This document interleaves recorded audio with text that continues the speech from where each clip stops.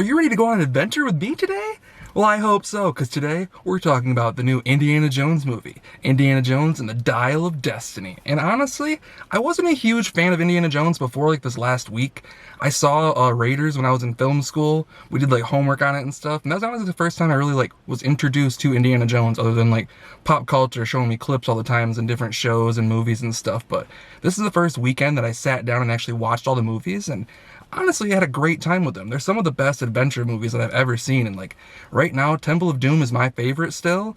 Raiders a close second, but I just love Temple of Doom. I feel like it was non-stop action from front to back, and you have Short Round in there, who actually just won an Oscar. Congrats, Key. He was fantastic in that as a child, as well as in Everything Everywhere All at Once, and I hope he has a really good career after this, because he was fantastic in that. But today we're talking about Dial of Destiny, and honestly, this was a really great sequel to all the movies because, as we all know, Crystal Skull wasn't really received that well. I watched it basically for the first time yesterday, and I get it. The CGI in it is very bad, but there's still some Steven Spielberg moments in there and John Williams' score that really brings it together, but I really don't mind the alien stuff for all that much. It's really just the green screen and the bad CGI. Like, you know, like you see the locations and stuff that Indiana Jones goes to and everything looks pretty cool, but in Crystal Skull it all just looks so fake and disappointing. But that's where they really corrected stuff with Dial of Destiny, because this all looks very real. I feel like they shot on location as much as they could, and with the de-aging stuff on Harrison Ford that was talked about a lot and you show it in the trailers and stuff, but I thought it was done really well. Like one of the best I've seen, honestly. You can tell a little bit in the lighter scenes where it's definitely digital stuff out over Harrison Ford, but especially in the dark stuff, it looks phenomenal.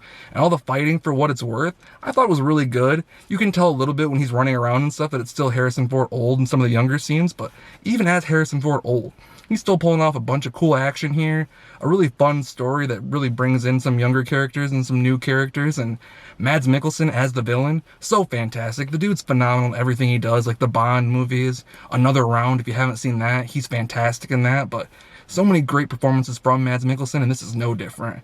He's playing like this maniacal guy from the past that eventually shows up in Indy's future and is after this artifact, the Dial of Destiny, and he wants it to try to go back in time and stuff, and it's a bunch of crazy stuff, but it's an Indiana Jones movie through and through. John Williams' score is still here.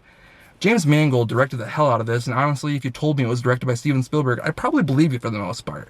It's shot really well, too, by, I can't remember the cinematographer's name, but it's the same guy who works with James Mangold all the time on, like, Walk the Line and different things like that, and it was all really good. The only bad part for me is, unfortunately, I did have a power outage in my theater during it, so we had to rewind a couple minutes, but overall, I think the experience worked out very well. If you're going out to a theater and wanting to watch a really fun, action, entertaining, like adventure movie, and you're a big fan of Indiana Jones, go out there and see it. Go take your dad to go see it. I'm sure if he's a fan, he'll love it too. And it's just a really great legacy sequel to all of this. And if it wraps up the story, that's awesome. If they continued in this direction, and if Harrison Ford still wants to play it, and honestly, I don't think he missed the mark at all. I think he was perfect in this movie, playing old Indy, going through some rough patches and stuff, and even in this dramatic scene that I don't want to spoil for anybody, I was surprised how real and almost to the tears I got.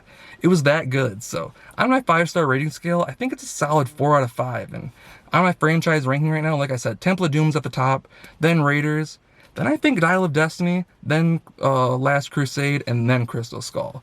But honestly, all of them are around like a 4-star, other than Crystal Skull, obviously. I think I put it like a 2, but if you want to look at all my different ratings and my reviews, go check out my Letterboxd page. I'll link it below, and why don't you go follow me on there, and I might even follow you back. So that's all I have for you today. Please please comment your favorite Indiana Jones movie, and if you're going to have to see it, what did you think of this one? I'd love to chat with you. So that's all I have, so I will see you next time.